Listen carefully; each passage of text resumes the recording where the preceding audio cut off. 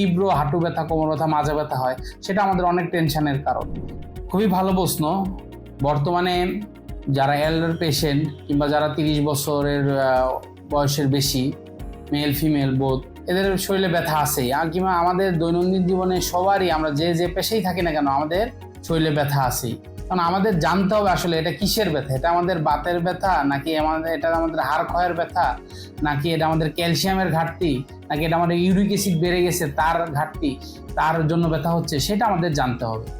এর জন্য খুবই ভালো হচ্ছে যে আমাদের নর্মালি আমরা কি বলি, আমাদের যেমন ফিমেল পেশেন্টদের ব্যথাটা একটু বেশি হয়। 30 বছর বয়সের পর থেকে ফিমেলদের হাড় ক্ষয় হওয়া শুরু করে এবং তাদের ক্যালসিয়াম ডেফিসিয়েন্সি দেখা দেয়, ভিটামিন ডি ডেফিসিয়েন্সি দেখা দেয়। এর জন্য তাদের ব্যথা বেদনা বেশি হতে থাকে। আর 50 বছর বয়স পার হয়ে গেলে মেল এবং ফিমেল সবারই অস্টিও আর্থারাইটিস, অস্টিওপরোসিস এগুলো হতে থাকে, যারা হাড় ক্ষয় বলি আমরা।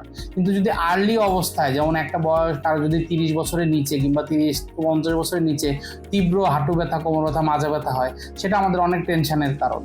সেইটা আমাদের নির্ণয় করতে হবে যে এটা আমাদের আসলেই বাত ব্যথা কিনা, নাকি আমাদের এটা আসলে ক্যালসিয়ামের ঘাটতি কিনা, নাকি এটা আমাদের বনে কোনো সমস্যা আছে সেটা, নাকি আমাদের বয়সজনিত যে ক্ষয় আছে সেই ক্ষয়।